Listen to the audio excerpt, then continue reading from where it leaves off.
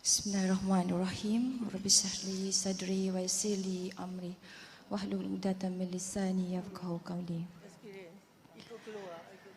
Saya nampak penonton kita masih segar kan? Disebabkan Puan Nora dah bagi banyak exercise. Okey, sebelum kita mulakan majlis, kita buat sedikit lagi exercise. Boleh? Tak perlu bangun. Ni kita panggil exercise minda. Okey? Saya nak tuan-tuan dan puan-puan senaraikan 3 orang yang kita paling sayang dalam dunia ni. Boleh? Ada? 1, 2, 3 orang. Boleh Dah ada dah? Dah ada Susah ke nak cari? Senang kot. Okey, kita dah ada 3 nama tu. Kita tengok dalam list nama yang kita dah letak tadi, ada tak nama kita dalam tu? Tak ada. Jadi maksudnya ceramah Puan Nora tadi dah menjawab kan? Kita sayang orang lain tapi kita susah nak sayang diri kita. Okey. Alhamdulillah. Assalamualaikum warahmatullahi taala wabarakatuh. Alhamdulillah. Syukur kepada Allah Subhanahu Wa Taala kena diberi peluang, kelapangan pada kita hari ini untuk hadir sama-sama dalam majlis ilmu. Jadi hari ini kita sangat-sangat bertuah kerana kita ada 3 orang wanita hebat pada hari ini yang akan membincangkan tajuk forum kita pada hari ini, iaitu Badan Saya, Hak Saya. Kehidupan bersama kanser payudara. Okay, living with breast cancer. Dan seperti yang kita maklum bahawa kanser payudara adalah penyumbang tertinggi kanser dalam kalangan wanita. Dan dikatakan bahawa 1 dari 30 wanita akan mendapat kanser ini sepanjang hidup. Dan takutnya kanser-kanser ini juga dihadapi oleh mereka yang tidak mempunyai sejarah kanser di dalam keluarga. Oleh itu topik kita pada pagi ini bertujuan untuk mengulas lebih lanjut isu-isu semasa berkaitan dengan kanser payudara dengan memberi penekanan terhadap aspek memperkasakan wanita supaya wanita ni tahu hak-hak mereka dan mereka ada kekuatan untuk membuat keputusan yang terbaik untuk diri mereka sendiri. Di samping itu, kita juga ingin menyentuh tanggungjawab suami dan keluarga dalam memberi sokongan dan bukan hukuman dalam menerapkan sikap positif terhadap sesuatu penyakit. Okay, kita akan buat 2 pusingan. Jadi pusingan pertama kita akan beri kepada setiap panel kita dalam 7 hingga 10 minit untuk mengulas soalan. Dan sesi yang kedua, kita akan buka 2 soalan kepada penonton untuk bertanya soalan sebelum kita tutup majlis. Okey, sebelum kita mulakan, jadi kita nak berkenalan kan dengan panel kita. Okey, di sebelah saya kita ada Dr. Wan Zainira Wan Zain.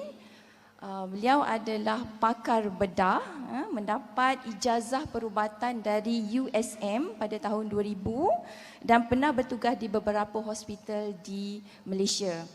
Kemudian menyambung pelajaran sarjana pembedahan dan dilantik menjadi pakar bedah pada tahun 2008. Muda lagi kan doktor kita? Okay. Dan beliau bertugas di Kementerian Kesihatan beberapa tahun sebelum menyertai USM pada tahun 2013. Dan sebagai pensyarah, Dr. Wan Zainira banyak memegang beberapa geran dan terlibat dalam kajian-kajian berkaitan dengan kanser payudara. Jadi kita ada orang yang banyak pengalaman yang deal directly dengan pesakit-pesakit kanser payudara. Dan panelis kita yang kedua adalah tidak lain dan tidak bukan Dr. Hafizah Mustaqim. Kalau siapa yang biasa dengar Radio Kelantan, dia banyak memberi ceramah-ceramah motivasi. Saya baru tahu rupanya Dr. Hafizah ni orang Johor. Jadi kami ni bangsa Johor sebab saya orang Johor juga. Okay. Beliau kini menjadi pegawai perubatan di Klinik Nur Sejahtera LPPKN. Jadi kalau sesiapa yang membuat pemeriksaan kesihatan di LPPKN akan berjumpa beliau lah. Selain daripada itu, Dr. Hafiza graduate daripada Melbourne University tahun 88 dan pernah bertugas di hospital-hospital Kementerian Kesihatan dan juga di hospital USM. Sebelum beliau mempunyai private practice sendirilah. Dan beliau juga mempunyai minat yang mendalam dengan kerja-kerja sukarela dan banyak menjawat jawatan di dalam NGO lah, non-government organisation. Banyaklah ceramah-ceramah, kalau sesiapa yang berminat boleh ikuti beliau lah dengan ceramah-ceramah kesihatan, kesihatan keluarga dan sebagainya. Dan sebagai penghargaan beliau pernah dianugerahkan tokoh wanita negeri Kelantan Saidatina Zainab Huzaimah pada tahun 2015. Jadi hebat hebat, kita ada panelis yang hebat hari ini. Okey, panelis kita yang seterusnya yang terakhir adalah Dr. Hasanah Ismail. Dr. Hasanah Ismail sekarang bertugas secara sambilan di KBMC sebagai pakar psikiatrik. Dan beliau bersara dari USM pada tahun 2016 sebagai profesor. Yang uniknya, beliau ini adalah cancer survivor, pemandiri kanser. Beliau sendiri pernah mendapat kanser pada tahun 2006, disahkan mendapat kanser, mendapat rawatan sepenuhnya dan free daripada kanser selama 10 tahun. Dan beliau mendapat kanser kembali pada tahun 2017. Jadi kalau kita tengok Dr. Hasanah hari ini walaupun kanser di tahap 4 tetapi masih boleh kerja, sangat sihat. Jadi kita nak hari ini kita nak dengar daripada beliau. Kita nak dengar perkongsian pengalaman beliau. Dan kalau tuan-tuan dan puan-puan penonton nak mengikuti beliau, boleh mengikuti beliau di Facebook Hasanah Cik Ismail. Beliau banyak berkongsi maklumat berkenaan dengan pemakanan cara sihat, terutamanya untuk cancer survivor. Saya akhiri dulu dengan introduction kepada panelis kita yang hebat-hebat hari ini. Jadi kita akan pergi kepada soalan-soalan pusingan pertama. Saya akan tanya Dr. Wan Zainira dulu. Ada 2 soalan sebenarnya. Jadi harap kita boleh selesaikan sebab kita ada masa yang agak terbatas. Dr. Wan, boleh doktor terangkan apakah tanda-tanda kanser payudara dan apakah kaedah-kaedah untuk mengesannya? Itu soalan pertama. Dan soalan yang kedua, sebagai doktor yang merawat kanser payudara, bolehkah Dr. Wan berikan gambaran kepada hadirin bagaimanakah situasi kanser payudara di Malaysia, khususnya di HUSM? Terima kasih. Terima kasih Puan Moderator, Dr. Johara. Pertama kali saya nak ucapkan tahniah kepada semua kaum-kaum ibu, ada sikit-sikit juga kaum bapa ya. Tahniah sebabnya jarang kita nak jumpa begitu ramai kaum ibu datang berkumpul untuk top up ilmu kan.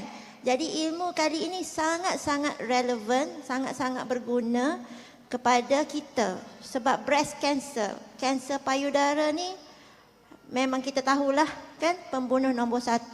Semua orang takut. Okey.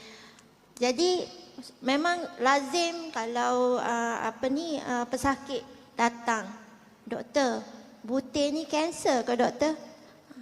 Sorry sebab saya Kelantan. Sedap ke Cik Kelantan? Okey. Doktor, butir ni kanser ke doktor? Jadi pertama bagus sebab datang berjumpa doktor. Itu adalah satu kejayaan bagi saya. Saya selalu puji pesakit yang datang bertanya. Okey. Untuk tanda-tanda kanser yang lazimnya selalunya ketulan lah. Ya, ketulan. Tapi ketulan tu tak semestinya kanser.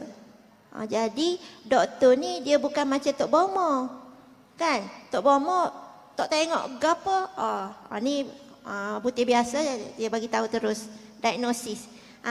Doktor ni tak boleh lari, kita kena check, kita kena jamah, kan? Kita kena buat x-ray, kita kena ambil isi. Kalau kita rasa butir tu adalah 50-50, 50-50. Kita takut.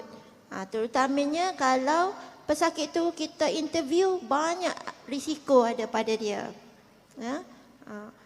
Okey, risiko macam umur, kan? Risiko macam ambil pil perancang. Jadi kita akan tanya interview. Lamalah sikit duduk dengan doktor tanya macam-macam.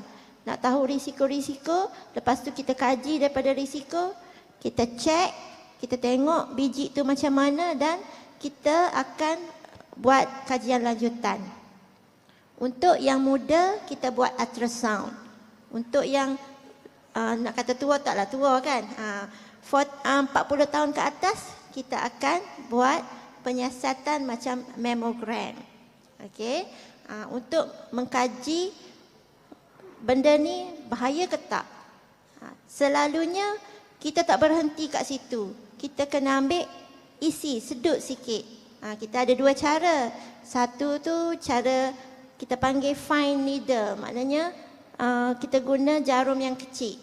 Tapi kalau kita tengok, macam kanser je ni, biji dia besar, biji dia tak gerak, kan? Jadi hot tu kita akan nasihatkan pesakit untuk kita ambil tisu. Jadi kita cucuk juga, tapi kita guna jarum yang besar sikit supaya kita dapat tisu. Okey? Itu cara-cara dia. Jadi inilah selalunya yang menjadi masalah. Jadi masalah sebab bila datang ke hospital, doktor kena buat macam-macam, kan? Nak datang hospital tu satu hal dah. Jadi bila dengar nak kena ambil isi, nak kena buat x-ray, takut, terus lari. Tak ada buat apa-apa lagi. Doktor, saya balik mikir dululah. Jadi bila kata nak balik mikir tu, dia tak mikir seminggu, 2 minggu. Dia mikir sebulan, lepas tu tak jadi lagi, 2 bulan, 3 bulan. Lepas tu mari besar dah. Kadang-kadang setahun baru mari, pecah dah. Okey? Jadi kalau nak cerita mengenai situasi penyakit kanser payudara di Kelantan ni, memanglah tak habis nak cerita. Sebabnya daripada saya muda sampai sekarang, daripada saya houseman, mula-mula kerja sampai sekarang, situasi dia tak berubah. Ya? Sebab itu kita selalu buat kempen kesedaran. Tiap-tiap tahun kita buat kempen kesedaran, nak bagi kesedaran. Ya? Sebab penyakit kanser payudara ni boleh dirawati. Ya? Okey. Jadi masalah utamanya ialah datang dalam peringkat yang lewat. Ya? Kalau Dr. Johara cakap tadi, 1 dalam 30 wanita. Ya? Tapi sekarang ni kadang-kadang spektrum tu dah berubah. Ya? Kalau saya tanya yang terakhir, kita duk buat pemantauan dekat Bestari, pesakit yang datang untuk buat mammogram dalam 30-40 orang 1 minggu. Okey, jadi dalam 30-40 tu kita dapat positif 4 hingga 5 orang 1 minggu. Bayangkan, itu pun tak ada nak igak selalu. Bila tahu positif, nanti dulu doktor. Nanti dulu nak ambil isi tak saya bagi. Lepas tu dia pergi jumpa Tok Bomo. Tok Bomo pula cakap, tak boleh kena jarum. Kalau kena jarum, dia kohor besar. Macam tu. Jadi itulah masalahnya ya.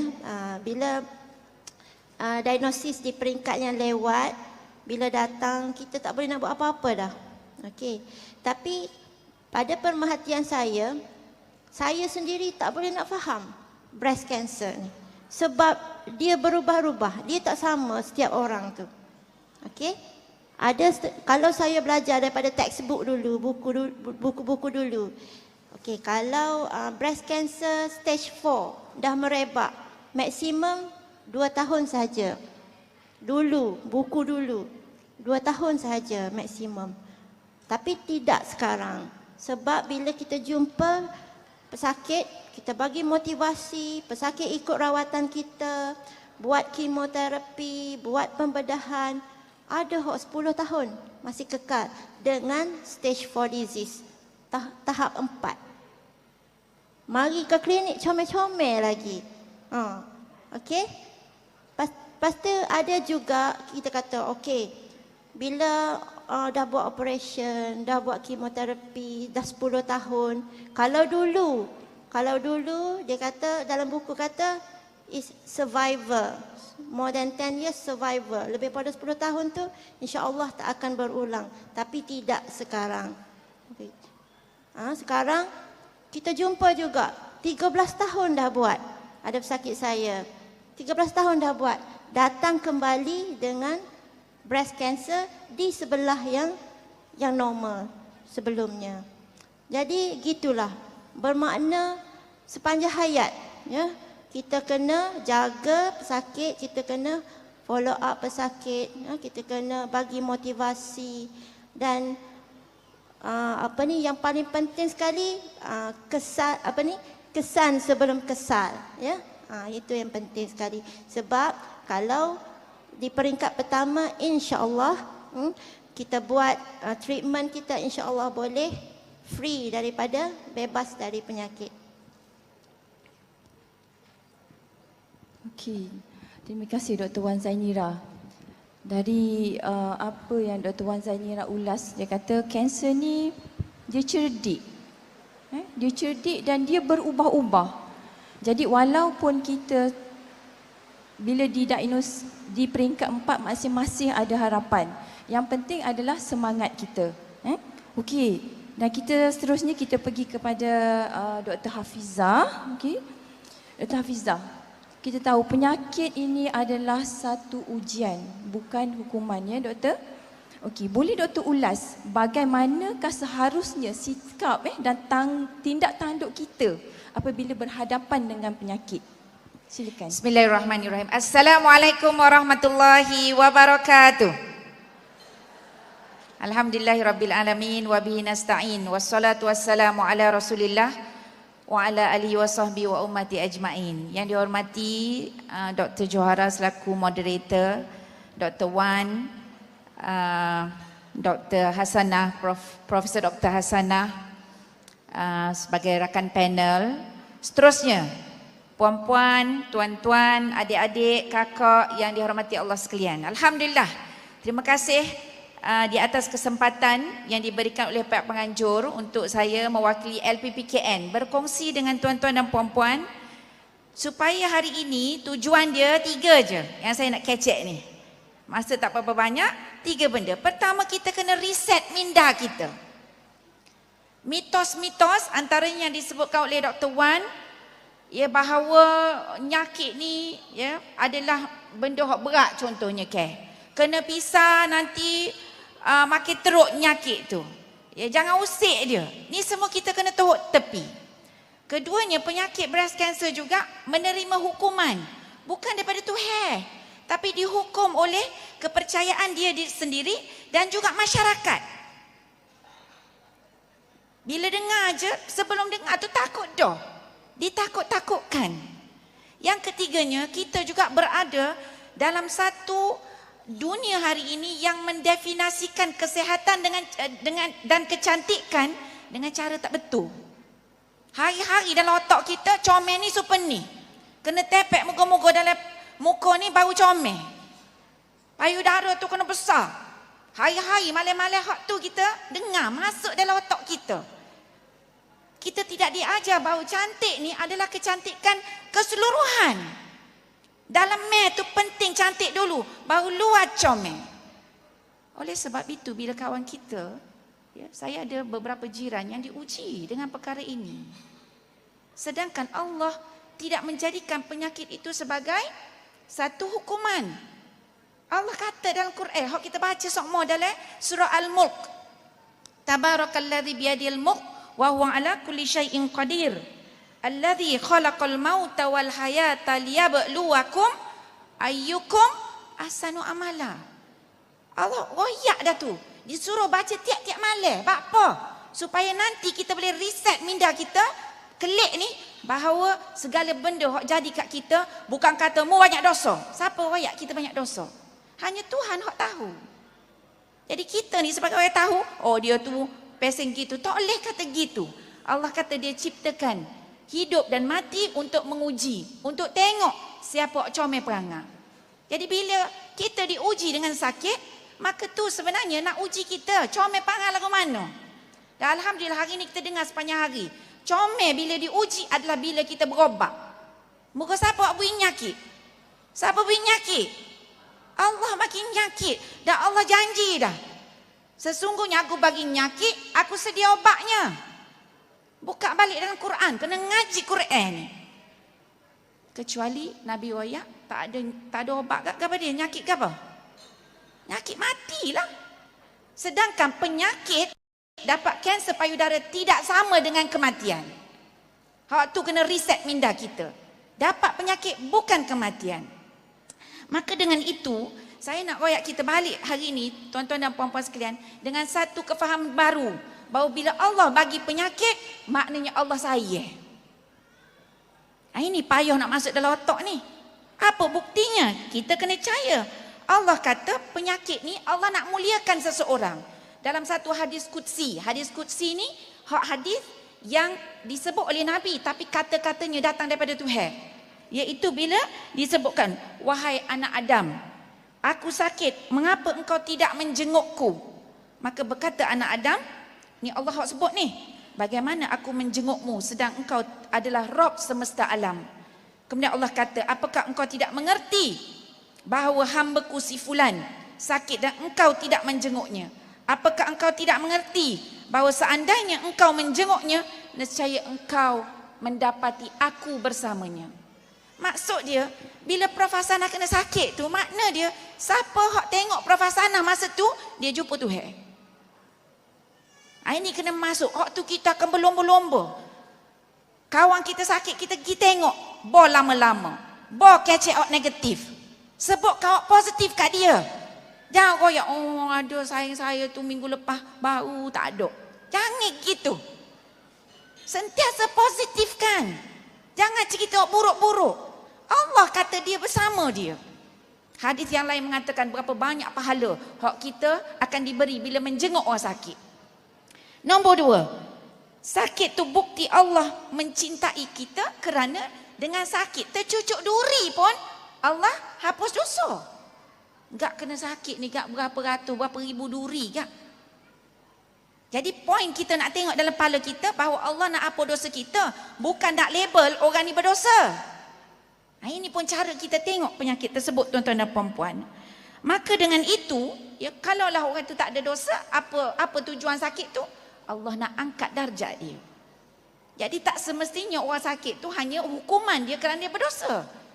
Ramai orang yang sakit, siapa dia? Orang yang paling, antara orang yang paling mulia atas dunia kena sakit. Nabi siapa kena sakit? Nabi siapa? Nabi Ayub kan? Diuji dengan sakit begitu lama. Okey. Ringkas saja. Jadi apa sikap kita? Sikap kita diajar oleh Nabi SAW.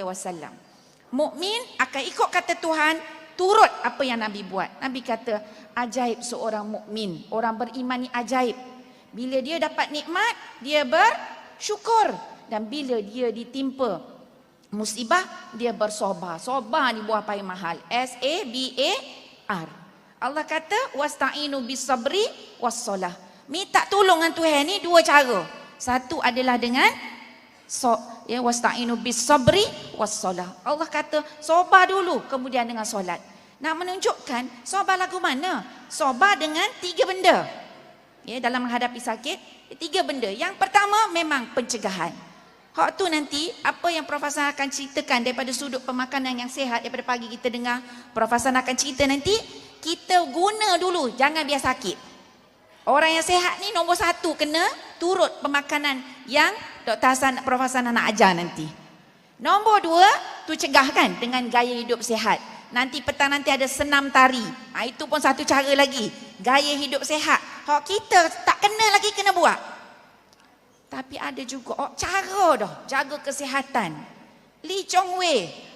Mana dia orang tak ada sakit, tak jaga kesihatan, tapi dia kena sakit tak? Kena tak Lee Chong Wei? Kenal kan? Tapi dia kena sakit ke tak?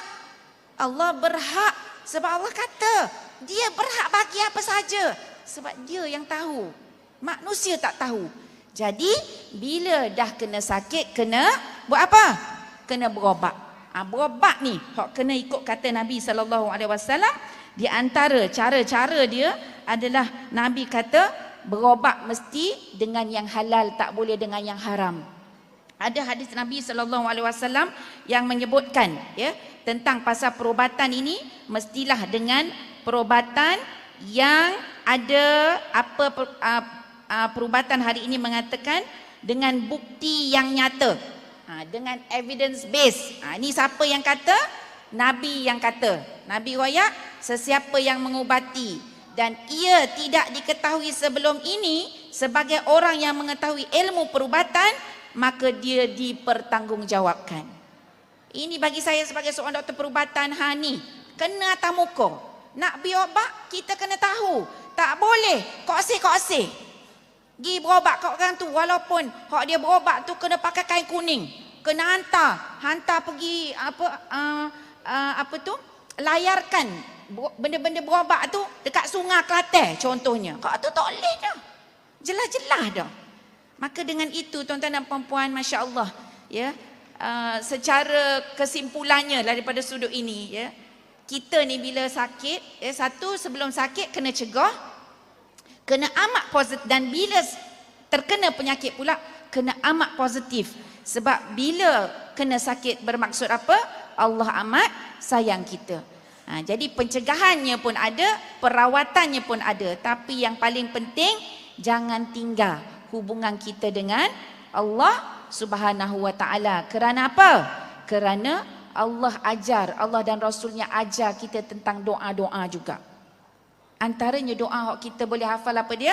Allahumma afini fi badani, Allahumma afini fi sam'i, Allahumma afini fi basari. 3 kul hak kita baca sebelum tidur tiap-tiap malam juga boleh menyelamatkan kita, menjaga kita daripada sama ada terkena penyakit-penyakit, penyakit-penyakit dalaman, dalaman hati kita, maupun penyakit-penyakit luaran dalam bentuk penyakit-penyakit. Tuan-tuan dan puan-puan, tak ada orang bila dia kena sakit hak tidak serabut otak, serabut perut. Betul? Inilah yang Allah sebut dalam Quran, iaitu dalam surah Al-Ma'arij. Bila Allah sebut innal insana khuliqa halu'a, sesungguhnya manusia itu dijadikan bertabiat resah, gelisah. Serabut perut, serabut otak ni lah. Kemudian sambungan dia, apabila ditimpa susah, dia resah gelisah. Apabila dia beroleh kesenangan, ia sangat bakhil dan kedekut. Ini baka kita. Kita ni lagu tu. Jadi walaupun kita dah sebut dah, bo takut, bila kena nyakit takut ke tak? Takut juga, sebab itu pesen kita. Tapi Allah bagi kita apa? Bagi kita solution, bagi kita solusi, bagi kita cara nak hadapi. Bila Allah sebut illal musallin, kecuali orang yang mengerjakan sembahyang. Bagaimana sembahyang dia? Iaitu mereka yang tetap mengerjakan solat.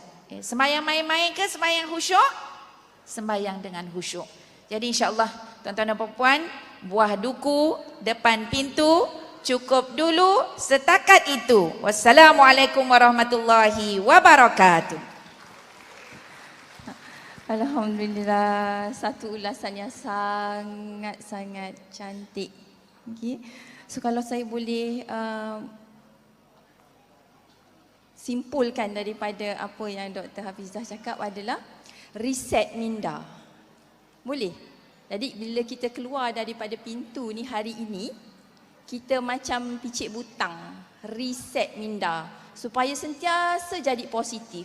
Jadi tengok mana-mana positif. Boleh? Boleh Okey. So kita pergi ke seterusnya kepada panel kita yang ketiga iaitu Prof. Dr. Hasanah Ismail, Cik Ismail. Dr. Hasanah, okay. Boleh doktor ceritakan secara ringkaslah bagaimana doktor didiagnos sebagai kanser dan apakah respon doktor selepas dapat berita tersebut dan juga mungkin doktor boleh kongsi pengalaman doktor semasa menjalani rawatan dan apakah cabaran-cabaran dan adakah bagaimanakah doktor membuat keputusan untuk menjalani rawatan tersebut. Silakan. Assalamualaikum warahmatullahi wabarakatuh. Dan sebab masa, saya pinjam intro Dr. Hafizah tadi. So saya straight to the point. Okay. Pengalaman sendiri, saya rasa pengalaman saya ni, cara saya menyesuaikan diri dengan berita ataupun diagnosa.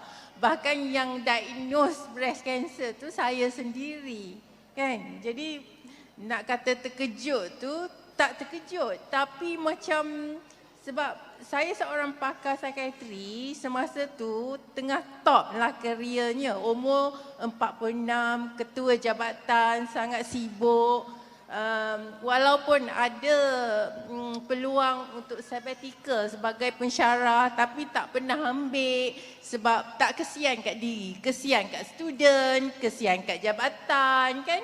Tengok macam mana dia berkait dengan tema. Orang perempuan ni dia kadang-kadang dia tak fikir sangat tentang kebaikan diri dia. Dia fikir dia nak mother everybody. Dia nak ibukan semua orang. Kat jabatan tu dia nak jadi ibu. Dan dekat rumah pun dia balik dengan tanggungjawab dia. Jadi saya dalam bidang psikiatri, saya merawat juga pesakit kanser. Dan apabila kita merawat pesakit kanser, kita kena equip, kita kena persediakan diri dengan ilmunya dan saya banyak baca dalam segi psiko-onkologi. Jadi alhamdulillah tak ada masalah. Bahkan very excited masa saya jumpa tu, saya balik ceramah daripada Kemaman, memang body tengah tip-top, estrogen dominant ya. Estrogen dalam badan tu banyak sangat. Dah near head, badan kembang semacam. Pagi sebelum pergi Terengganu mandi, biasalah kita mandi, saya raba semualah. Tak ada apa. Bila balik ke rumah maghrib tu mandi, pop rasa, ya Allah besarnya. Sebab dia kata, malunya aku doktor tapi discover benda tu dah besar kan. Sepatutnya kecil, dah tahu tapi it's not my problem. Actually saya buat self examination.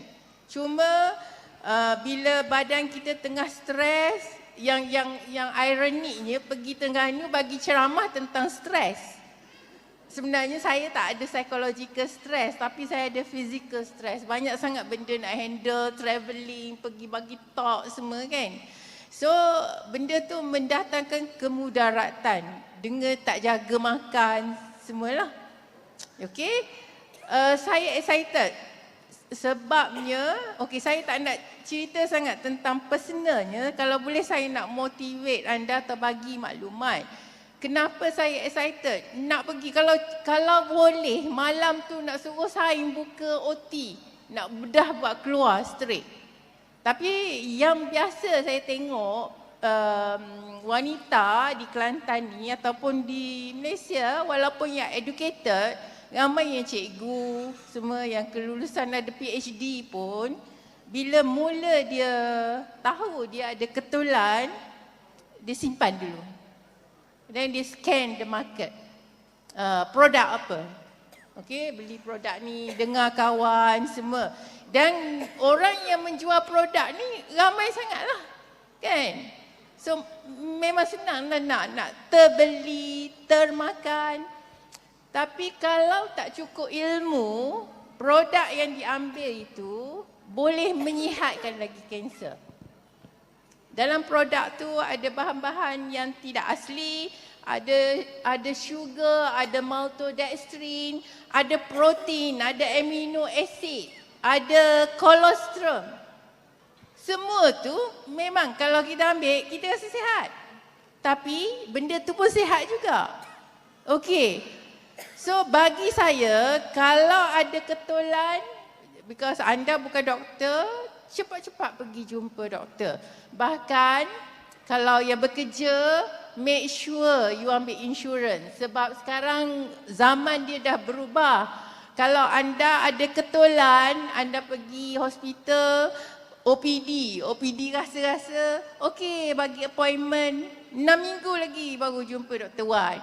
Kan? Pergi jumpa Dr. Wan, tutup pula. Masters exam, klinik tutup, tangguh lagi. Benda tu lagi merebak sebab bila mula detect tu, yang penting adalah masa. Kerana apa? Kanser tu, sel dia membahagi.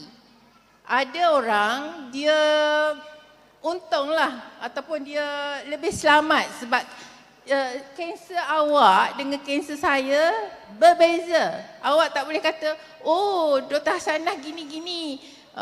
Saya pun nak buat macam ni, nak tunggu ke, tak nak buat radioterapi ke, tak boleh ikut sebab kanser tu dia banyak ciri. Biasa kalau orang tu dia lebih tua, lepas menopause, kanser tu kurang sikit agresif. Tapi yang mendukacitakan saya sebab dekat Facebook saya ramai followers, and my followers yang breast cancer, diorang muda-muda cun-cun lagi, dan ramai yang kenal pasti ketulan tu semasa pregnant, semasa menyusu anak. Dan keadaan begitu juga terpesong. Dia pergi jumpa doktor kat OPD, doktor kata, oh ketulan susu semua. Kalau jadi macam tu, you as a woman yang ada risiko macam ni, you ada hak untuk dapat second opinion ataupun third opinion. Biarlah orang kata you ni mental lah. Mental lah, nak sangat kanser. Dah doktor kat OPD tu kata bukan kanser, bukanlah kan. Tapi be safe. Biar dapat beberapa pandangan, kerana selagi cepat kanser itu dikeluarkan,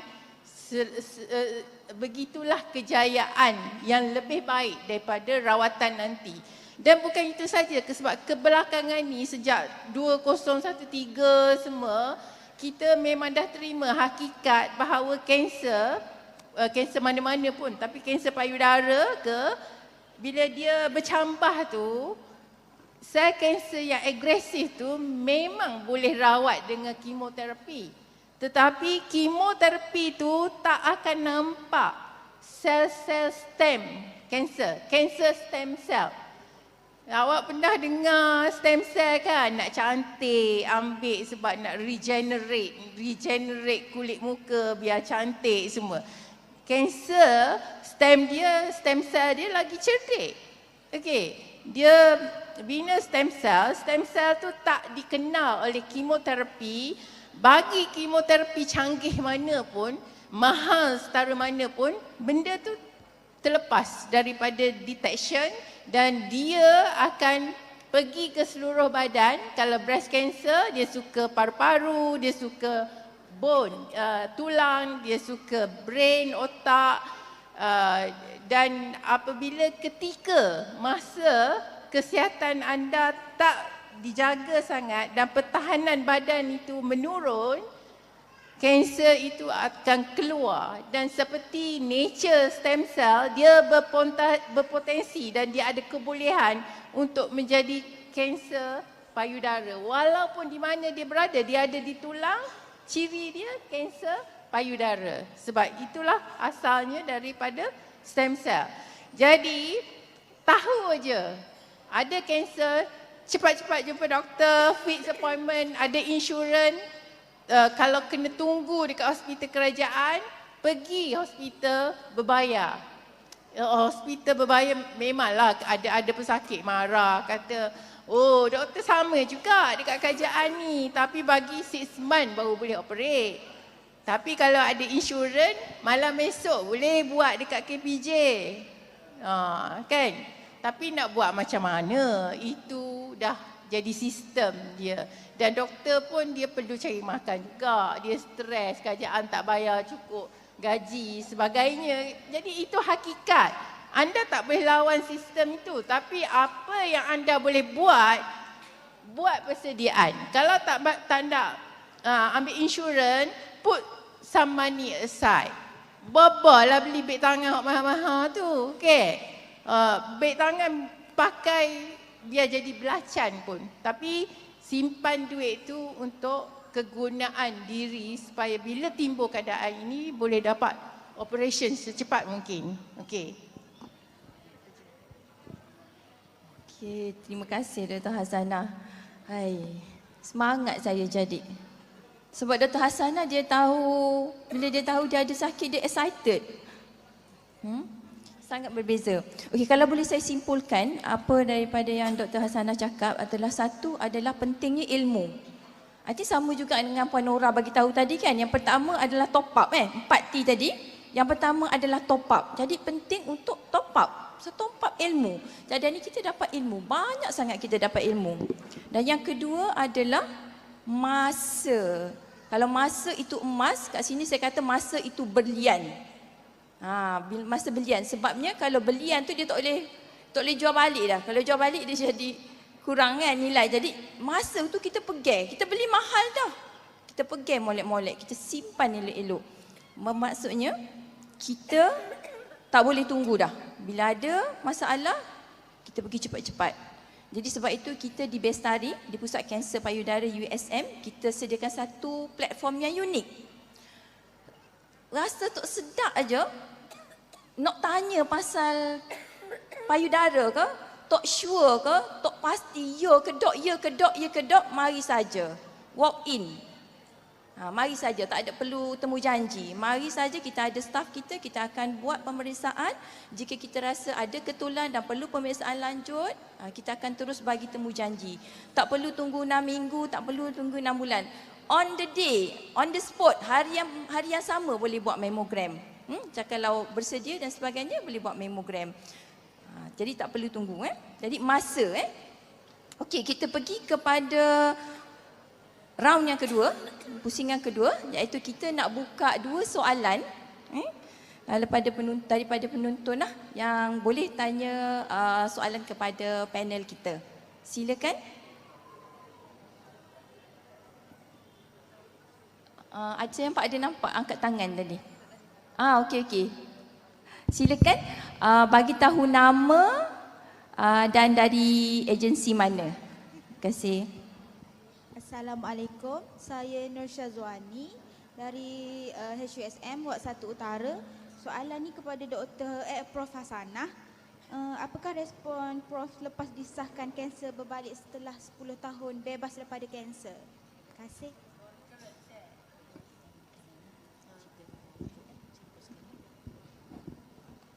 Okey, 2006 first cancer.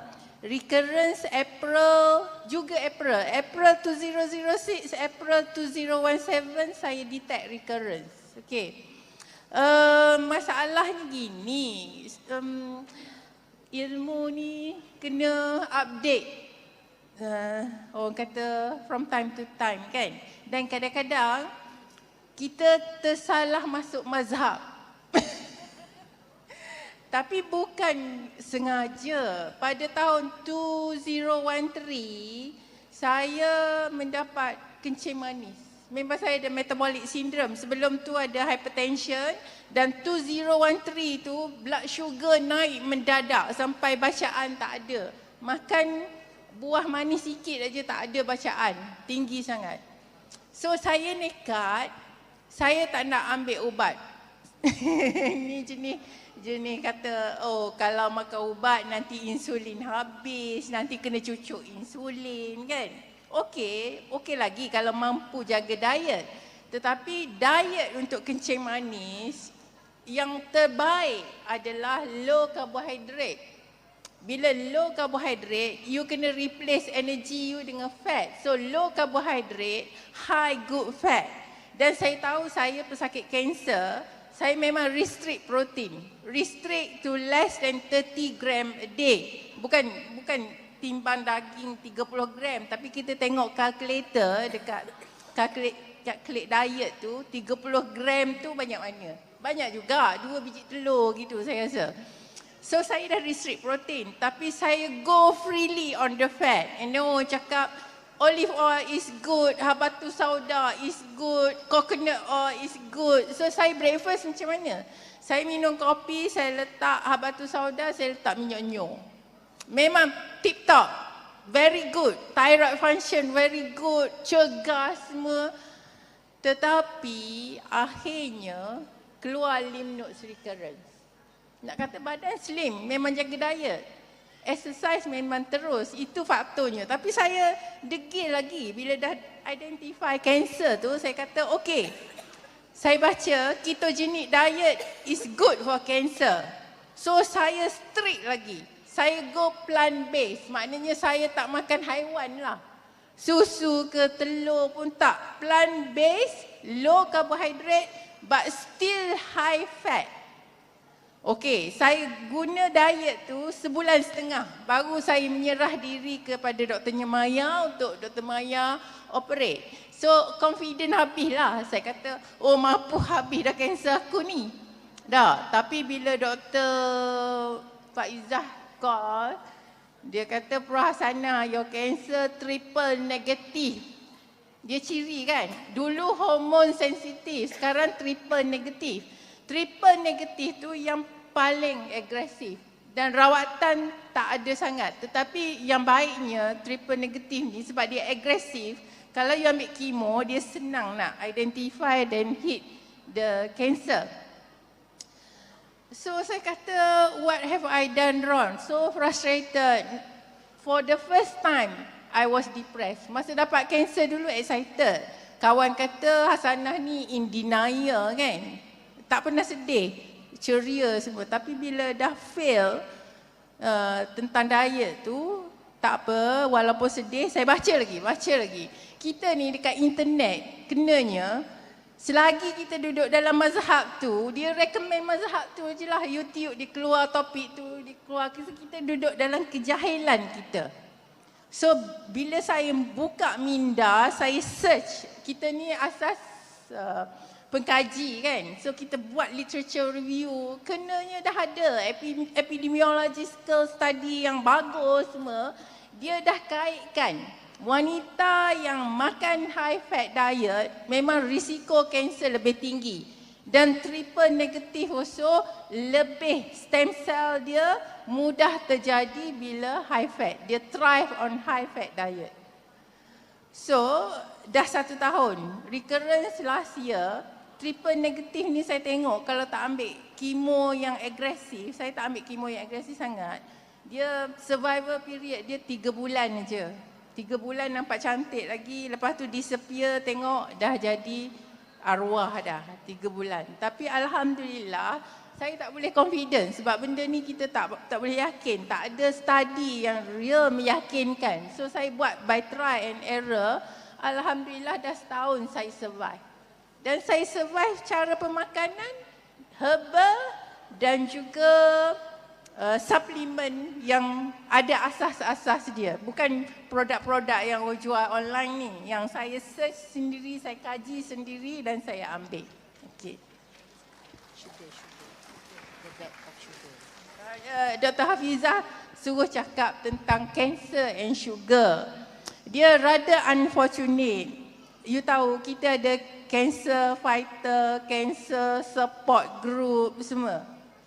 Tapi saya rasa terkilan lah bila ada je orang sentuh tentang kanser, pesakit kanser ni, jauhi gula sebab gula feeds the cancer. Memang akan ada pakar-pakar yang menyangkal dan marah.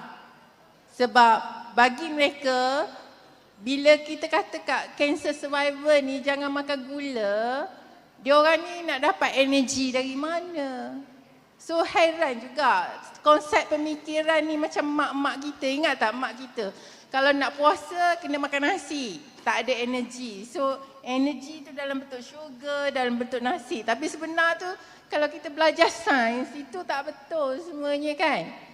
So it's not as simple as that. Dulu kita ingat kita kontrol sugar, kanser tu tak membiak. Kanser ni bijak daripada tu. Bukan aja you kena kontrol sugar, fats pun kena kontrol, protein pun kena kontrol. Dan answernya, jawapannya adalah bukan kita kata kesederhanaan. Sebab bila kita kata kesederhanaan, orang makan nasi biasa dengan lauk sikit-sikit, sayur sikit-sikit, dia kata sederhana dah tu. Tapi kita kontrol macam saya cakap, no sugar, karbohidrat yang glycemic index tinggi kita tak ambil, kita ambil yang kompleks karbohidrat dan protein kita kontrol, fats juga kita kontrol, all angle. Dan memang ada kajian saintifik mengatakan calorie restriction. Bila kita kontrol tiga-tiga tu, memang akan terkontrol kalori. Bila kontrol kalori, prognosis, keupayaan untuk survive, untuk berjaya melawan kanser lebih tinggi. Okey. Alhamdulillah. Banyak sangat maklumatnya. Jadi the key is adalah jaga pemakanan. Betul ke kita ni jaga pemakanan? Yo ko, pagi ni makan nasi belau. Ko masih makan roti canai. Okey. Jadi kalau siapa-siapa yang berminat, saya saja nak bagi tahu bahawa counter Bestari, di booth Bestari, kita ada satu pemeriksaan menimbang body komposisi. Di mana kita boleh tengok juga selain daripada berat, kita boleh tengok juga peratus lemak dalam badan kita.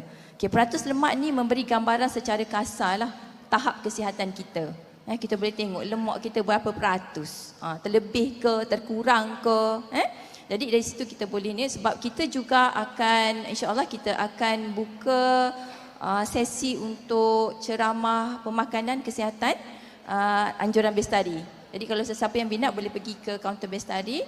Bayar sedia lah, kita charge sedia sebab untuk kutip dana untuk Bestari, sebab duit di Bestari kita akan juga sponsor untuk pesakit-pesakit yang datang rawatan kat kita yang mana tidak mampu dan sebagainya. Kalau kita ada duit, kita boleh juga bagi sumbangan kat diorang lah. Okey, saya buka untuk soalan yang kedua. Jika ada. Oh, okey ada. Sana. Silakan. Okay, hello, selamat tengah hari semua. Saya staff nurse dari Ward 2 Zamrud, staff nurse Joanna. Okay, so this question saya nak tujukan kepada Dr. Wan Zainira lah. Okay, so apakah antara cabaran-cabaran utama yang doktor hadapi dalam memberi perawatan kepada pesakit kanser payudara? Thank you. Okay, terima kasih pada soalan. Bagus soalan tu ya. Okey, sebelum saya menjawab soalan, saya nak bagi tahu juga mengenai Bestari tadi, sambungan kepada Dr. Jahara. Bestari ni kita ada walk-in. Jadi pesakit-pesakit yang rasa sanksi mengenai payudara, dia boleh pergi cek kat situ. Satu lagi tambahan dia, kita ada doktor perempuan. Ya, yang akan periksa tu doktor perempuan. Jadi tak payah malu. Kita ada doktor perempuan.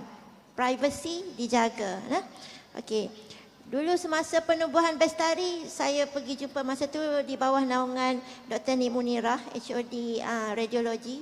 Saya pergi tampil diri, saya bagi tahu sebab saya baru masuk masa tu 2013. Saya kata, Kak Nik, breast cancer ni adalah fardu kifayah kita. Kita kena sama-sama jaga. Perempuan-perempuan di Kelantan ni adalah jagaan dia adalah fardu kifayah. Dah jadi fardu kepada kami. Jadi gitulah terjadinya, menyebabkan kita very committed, sangat committed untuk mengesan dan merawat pesakit payudara. Okey, cabaran. Kalau cabaran tu memanglah tak surut, saya kata. Jadi saya nak semua faham bahawa kanser tu jahat. Tak ada kanser yang baik. Ya. Balik keluar daripada dewan ni, pakar hak tu tak apa dah. So, kanser tu jahat. Dia tak duduk situ. Dia akan membesar, pecah, dia akan merebak. Hak merebak tu hak bahaya. Kalau dia merebak ke otak, kita akan jadi stroke, macam stroke gitu. Okey, tak khabar, boleh. Okey. Kalau dia merebak ke paru-paru, paru-paru kita jadi berair, tak boleh nak bernafas. Tidur tak boleh tidur macam ni lah. Kena tidur cokoh. Orang panggil lapar kepada oksigen, hunger for oksigen. Nyawa tu macam sesak nafas lah. Jadi kena mari hospital. Apa yang doktor buat, doktor letak tiup, tebuk tiup nak keluarkan air. Seksa. Lagipun benda ni bukannya sekejap ni. Kalau kita panggil kat pleural effusion, maknanya air dalam ruang paru-paru. Nak suruh kering air tu selalunya minimum 2 minggu. Tapi semuanya kalau saya tengok dekat ward, makan bulan-bulan ada. Jadi pesakit kena duduk sebulan duduk dekat ward. Sebab tiup tu tak boleh nak buai lagi. Okey, kalau dia pergi merebak ke hati. Hati jadi rosak, kita akan jadi kuning, tak segar, perut jadi buncit penuh air. Supaya juga bila perut buncit penuh air, kena mari hospital sebab tak boleh nak nafas, kena tebuk. Hok buai air. Okey? Kita tak hasil lah sampai peringkat tu. Okey. Satu lagi, dia boleh merebak ke tulang belakang kita. Okey? Bila tulang belakang dah kena, apa jadi? Agak-agak lumpuh. Tak boleh nak gerak, lumpuh. Okey? Ada beberapa kes macam tu. Datang sebab tak boleh nak gerak. Bayangkan kalau kita masih muda, umur baru 30-an, ya. Kita tak cara, tak cakna. Kita ada kanser, lepas tu kanser tu merebak ke tulang belakang kita lumpuh. Anak baru kecil lagi, baru 2 orang, siapa nak jaga? Kan, kita kan selalu tak cara ke diri sendiri, cara ke anak, cara ke suami. Tapi bila sampai tahap tu, macam mana kita nak jaga anak-anak? Okey?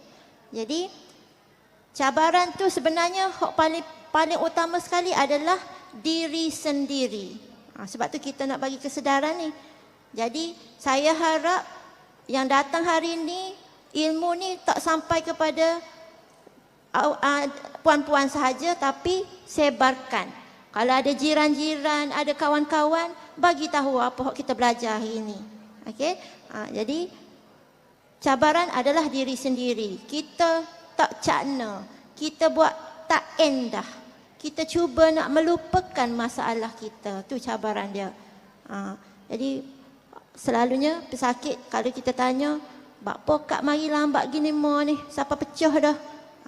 Sebabnya anak nak tunggu anak SPM dulu. Nak tunggu anak habis periksa dulu. Diagnose awal tahun, anak periksa ujung tahun. Berapa lama dah? Saya selalu bagi tahu pesakit saya, "Kak, kita ni duduk berambak. Duduk berebut dengan masa. Sama ada masa menang atau kita menang. Kalau saya menang, saya sempat selamatkan, sempat rawat kak. Kalau masa menang boleh ke dia, saya tak boleh nak buat apa. Dia merebak, payah. Jadi payahlah pula. Sebab kena banyak susulan. Dah jadi tahap 4 kan? Okey. Itu adalah cabaran utama. Cabaran kedua, suami. Okey.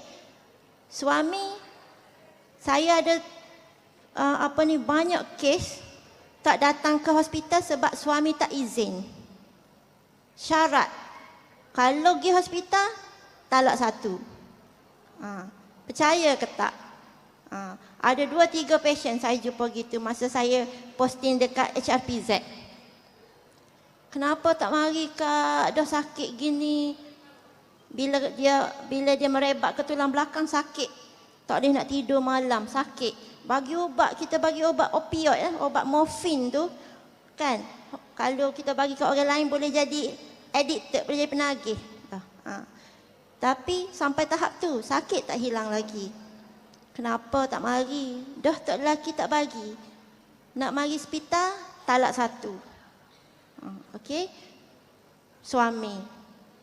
Yang kedua, anak beranak. Tok tua semua tu. Dia orang adalah penasihat-penasihat yang tak betul belaka. Kalau bagi nasihat betul tak apa. Ya. Okey.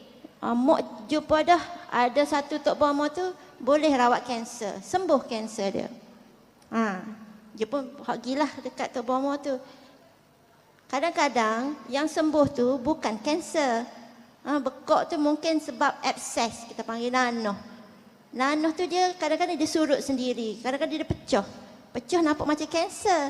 Tapi bila nanoh tu keluar, dia sembuh sendiri. Sebab dia adalah kuman je, bukan kanser. Lain tu. Jadi bila bagi air tawar, benda tu pecah, sembuh. Orang kata, okey, Tok Bomo tu bisa. Kanser ya, sembuh dengan air tawar. Okey. Jadi itu adalah informasi yang salah. Okey. Dan ketiga, internet. Internet sekarang ni meleluasa lah, kan? Produk tu, produk ni macam Prof Hasanah bagi tahu, kan? Lepas tu ada apa dia panggil, orang yang dia panggil apa yang, saya tahap 4 pakai produk ni sembuh, tak perlu kemoterapi. Testimoni, kan? Tak tahu siapa, tulis nama, tak tahu siapa, boleh orang percaya benda-benda macam tu. Ni yang kita duk berlawan ni. Duk berlawan dengan semua cabaran-cabaran ni. Jadi saya harap dengan dapat gambaran daripada panel-panel yang hebat-hebat ni, semua dapat ilmu yang bermanfaat untuk disebarkan. Untuk adik-beradik, untuk keluarga, untuk jiran-jiran. Ya. Sekian, terima kasih. Okey, terima kasih Dr. Wan Zainira. Oh, ya ke? Alamak. Kita minta maaf lah, kita tak boleh nak entertain soalan tu sebab kita kejar masa. Dah ada yang dah jawab Okey, jadi kita kalau ikutkan, kita ni ada Facebook, kan? Siapa ada Facebook? Majoriti saya rasa ada Facebook. Yang ada Facebook, sebenarnya kita punya program hari ini, kita live video di Facebook. So boleh cari kita punya Facebook live di Breast Cancer Awareness and Research Unit. Nanti boleh cari dalam tu, kita akan post lepas ni. Siapa yang tak dapat dengar masa live boleh ni. Dan the keyword adalah sebar-sebarkan. Boleh? Nanti share. Dia suka, kan, orang muda dia suka share. So hari ni kita buat cerita juga, share. Sila share. Okey, soalan terakhir mungkin untuk Dr. Hafizah.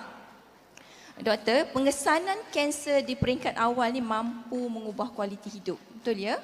Okey, bagaimanakah LPPKN berperanan dalam melaksanakan kempen dan ujian saringan terhadap wanita, khususnya penyakit payudara? Okay, bismillahirrahmanirrahim. Sebelum tu kita nak buat kuis, boleh?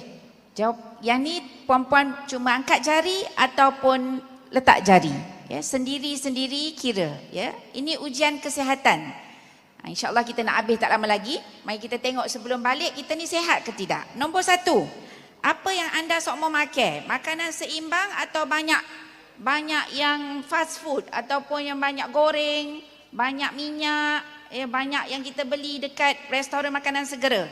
Kalau makan seimbang, maknanya ada nasi, ada sayur, ada buah, ada ikan, lebih baik daripada ayam, lebih baik daripada daging. Angkat jari 1. Okay, masing-masing jawab nah. Kalau makan seimbang, angkat jari 1. Kalau sok mau makan goreng, letak tangan, tak ada markah. Nombor 2, kemarin berapa banyak minum teh atau kopi? Kalau 2 ke bawah, angkat 1 jari. Kalau lebih, kosong. Nombor 3, berapa banyak kita exercise minggu lepas? Kalau 3 kali seminggu, angkat 1 jari. Kalau kurang, telur dapat. Okey? Nombor 4, bagaimana hubungan intim anda dengan pasangan? Siapa tak ada pasangan, ada tak dia kawan rapat untuk dia mencurahkan rasa? Kalau ada, angkat 1 jari. Nombor 5, Bila anda pergi temu janji ataupun pergi kerja, adakah selalu on time ataupun selalu punch card merah? Kalau merah, kosong. Kalau on time, tulis angkat satu jari. Soalan seterusnya. Okey, soalan ke-6 dah ni kan? Okey. Bila balik rumah nanti, adakah rumah kita teratur ataupun kena minta lalu dengan kain? Itu standard kita lah kan? Kita organize atau tak kat rumah kita? Kalau kita rasa okey lah standard kita, angkat satu jari. Kalau tak, kosong. Cari bahagia pun tak tahu mana. Contohnya dah. Okey, seterusnya. Adakah anda puas hati dengan keterlibatan anda dengan orang sekitar dan masyarakat? NGO ke, kita punya masjid ke? Kalau okey, angkat satu jari. Dan last sekali, adakah anda bahagia dengan kehidupan anda sekarang? Berapa jawapan dia? Ada berapa soalan tadi? 10 soalan. Kalau dapat 5 ke atas, anda sihat. Kalau kurang, kita kena perbaiki. Kat mana saya dapat jawab soalan ni? Ini bukan kat Malaysia. Saya dapat ni dekat website Mayo Clinic yang merawat orang sakit jantung banyak dekat Amerika tu. Orang sana pun dah mengkaji bahawa sihat ni bukan aja tak ada penyakit tu, tetapi merangkumi seluruh aspek termasuk keterlibatan kita dalam masyarakat. Jadi anda semua puan-puan yang sudi sampai tengah hari ni adalah merupakan duta-duta kami. Kita yang kena sebarkan kepada masyarakat kita tentang pertama saya royak tadi, apa dia? Riset minda kita bahawa penyakit ni bukan hukuman, penyakit bukan hukuman tetapi ujian. Kita yang berfahaman agama Islam tahu bahawa penyakit ni adalah untuk buat kita makin dekat dengan Allah. Allah panggil kita supaya kenal dia dan mengerti apa dia tujuan hidup atas dunia ini. Okey, menjawab soalan, mari kita tengok apa kita punya timbalan Menteri Kesihatan dalam bulan Oktober ni kata tentang kanser. Dia kata kesedaran terhadap penyakit kanser ni masih rendah kerana 58%, ya, ini seluruh kanser termasuk kanser payudara, dikesan di tahap lewat, dah tahap 3 dan 4. Jadi maknanya kalau ada 100 orang, 60 tu datang lewat dah. Kenapa dia letak 3 sebab? Yang pertama, masyarakat kita tak tahu kat mana nak dapat ujian saringan. Ujian saringan ni maksud apa? Kesan sebelum jadi kanser. Tahu sebelum kanser tu kita tahu dah. Dengan membuat pemeriksaan doktor. Nombor 2, dia kata sebab kita ni banyak sangat mitos dan tabu. Dalam otak ni banyak kena cuci. Takut nak dapatkan rawatan. Kenapa takut? Dengar tadi penasihat-penasihat tak bertauliah. Nombor 3, dia royak sebab kita tak up to date, tak top up tadi. Ingat dulu-dulu, hak rawatan tak ada tu. Sedangkan rawatan kita dan inovasi terhadap rawatan moden jauh lebih senang dan selesa berbanding sebelum ini, seperti mana yang Prof. Hasanah kongsikan kat kita. Ini hak kita kena bawa balik. Sebab disebutkan kat mana-mana kita ni nak jadi negara maju kan. Orang negara maju, dia gi ada nyakit tu, sebelum nyakit dia gi dah. Dan kebanyakannya mari pada tahap yang lebih awal sebab macam Dr. Wan sebut, dia mudah dirawat. Dan untuk ini saya memang selut kawan-kawan kita berbangsa Tionghoa. Ya, sebab statistiknya menunjukkan, okey, nombor 1, ya, nak sebutkan bahawa kalau kita ada butir, baris kat sini 9 wanita ada butir. Hanya 1 yang kanser, 9 lagi bukan kanser, tetapi mesti dirawat di tahap awal. Ingat arwah Azian Ardawati? Ni umur-umur macam saya ingat. Dia ada ketulan tu pada usia dia remaja lagi, 15 tahun. Tapi masa tu mungkin orang tak tahu, tak pergi rawatan. Dan dia berubah menjadi kanser pada usia berapa? 4 siri ataupun 5 siri. Jadi kita nak, salah ke kita ni ada anak beranak, ada masa dia sekolah menengah tu kena buih. Ada butir kena buih, kena dapatkan rawatan. Okey, seterusnya.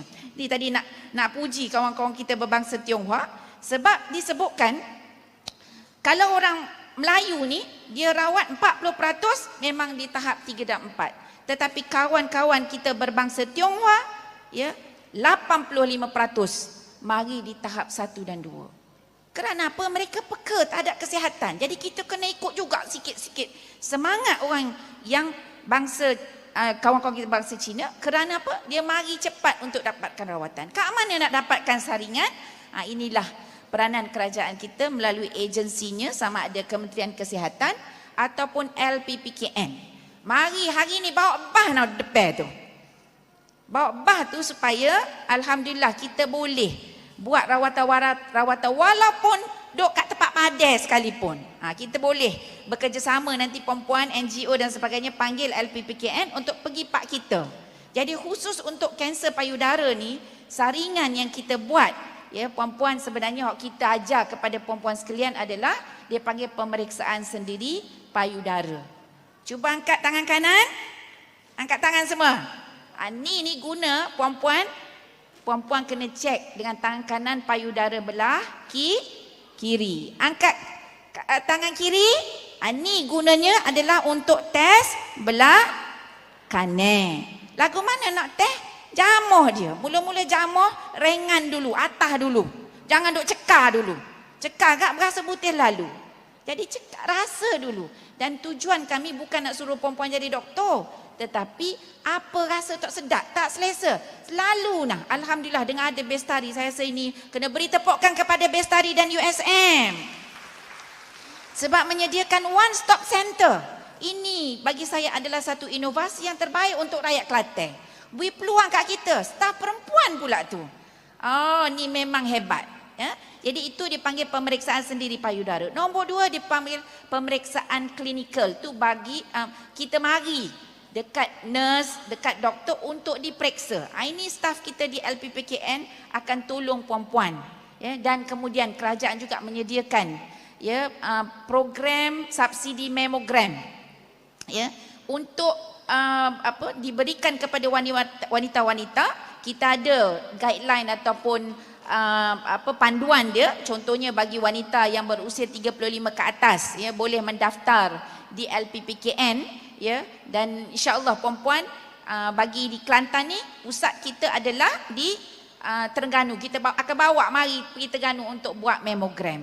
Tapi tak payah tunggulah ke Terengganu tu, sebab kalau anda berasa insya-Allah memang kita dah ada kesedaran membuat ni, boleh walk in di Bestari ini. Tak payah tunggu yang LPPKN punya, boleh buat juga di Bestari, di USME untuk menjalankan ujian saringan, ya, untuk memeriksa.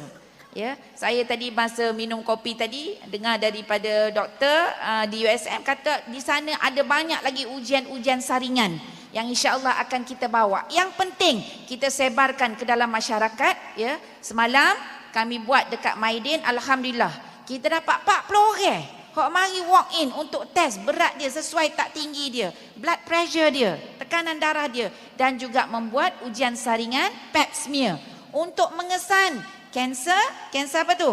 Kanser cervix sebelum ia terjadi. Jadi insya-Allah akhirnya tuan-tuan dan puan-puan, saya ingin berkongsi dengan puan-puan sekalian, insya-Allah akhirnya keputusan di tangan kita untuk berani, untuk jadi berani dan merasakan bahawa kita kena mengambil berat, mengambil tanggungjawab untuk diri kita sendiri. Dan insya-Allah bagi saya tubuh kita adalah hak siapa? Hak suami ke hak kita? Hak suami ke hak kita? Dan insya-Allah kita gunakanlah ikhtiar. Ya, saya seru kepada perempuan, kalau tahu ada kawan kita yang diuji dengan penyakit seperti ini, berilah sokongan kepada dia hatta sampai kita pergi jumpa suami dia kalau suami itu halangan daripada dia mendapatkan rawatan. Jadi mudah-mudahan kita menjadi orang yang berilmu, orang yang bertindak atas ilmu kita, dan menjadi orang yang akhirnya rapat dengan pencipta kita dengan segala ujian yang diciptakan pada kita. Wabillahi taufiq wal hidayah. Wassalamualaikum warahmatullahi wabarakatuh. Waalaikumsalam. Terima kasih Dr. Hafizah dengan nasihat-nasihat yang sangat tajam. Okey, kita masa amat mencemburui kita, jadi kita akan pergi kepada soalan penutup yang terakhir. Kita akan bagi 1 minit kalau boleh panel kita untuk gulung. pada Dr. Wan Zainira lah, apa nasihat doktor kepada pesakit payudara yang masih teragak-agak untuk mendapatkan rawatan moden? Silakan. Yang masih teragak-agak, mari Pak kita. Nanti kita akan cuba tolong. Itu saja. Okay, terima kasih Dr. Hafizah. Okey puan-puan, sakit itu ujian daripada Allah untuk buat kita dekat dengan dia. Nombor 1. Jadi cara macam mana kita nak buat yang terbaik adalah dengan 3 kalimah ni. Yang pertama adalah dengan cegah. Yang kedua dengan bila dah dapat penyakit kena reda. Dan yang ketiga kena rawat. Rawat inilah yang memerlukan kesabaran yang begitu besar. Itu sebab Allah kata wasta'inu bis-sabri was-salah. Mudah-mudahan kita akan menjadi orang yang sentiasa tadi tegak dengan Allah, mendatar dengan manusia. Mudah-mudahan kita menjadi hamba Allah yang akan kembali dengan sebaik-baik jiwa, menjadi jiwa yang tenang, yang akan mendapat redha Allah Subhanahu Wa Taala. Last sekali, ni kita nak sokong Bestari. Ada banyak lagi dia punya scarf ni. Jadi insya-Allah kita perhabis dia sebab kain dia lembut. Dan insya-Allah kita pergi kenduri pun boleh pakai ni. Sebab dia sebenarnya mahal ni ada ni. Ribbon ni adalah tanda simbol untuk breast cancer awareness. Jadi insya-Allah marilah kita pakat sokong dan beri tepukan kepada Bestari dan inisiatif kita. Wabillahi taufiq wal hidayah. Wassalamualaikum warahmatullahi wabarakatuh. Dan terakhir Dr. Hasanah, apakah nasihat doktor? Kanser itu kalau kita ambil secara simplistik, equivalent dia, persamaan dia dengan duit. Ada duit boleh cakap, ada duit boleh cepat rawatan. So, nasihat saya simpan duit. Kalaulah kita ada ketumbuhan, kita boleh cepatkan operation. Satu, ketumbuhan yang pertama, kanser. Dah dapat rawatan selesai komplit, tak bermakna cure. Ia akan datang, peratusan dia akan datang tinggi. Dan bila dia datang semula sebagai recurrence, masa tu duit lagi perlu. Tak ada duit, kita pandang je lah. Kita pandang onkologis pandang kita. Sebab tahap kita sekarang ni, kalau metastasis dah pergi ke tulang, ada center, dah banyak center, nak dapat ubat kukuhkan tulang, anda kena bayar 400 dulu baru masuk cucuk ubat tulang tu. So saya bersara sebagai pensyarah, nak ikut kemahuan rawat kanser pun saya tak terdaya. Sebab kalau kita pilih kemo, anggaran dia, kalau saya ambil kemo yang sepatutnya untuk saya sekarang ini, anggaran kalau body weight macam ni, berat macam ni, dia lagi berat lagi mahal. So kalau yang berat tu cubalah kuruskan. Sediakan payung sebelum hujan. Dia juga menurunkan risiko kanser payudara dan ovary semua. Jadi kalau nak ambil rawatan tu 5,000. Dia bukan ikut cycle. 6 cycle 5,000 siap rawatan. Tak. Rawatan dia selagi hidup. Ataupun kanser tu menampakkan keganasan, dia pergi tempat baru. So maknanya kemo tu tak bergunalah, kena cari kemo yang lain pula.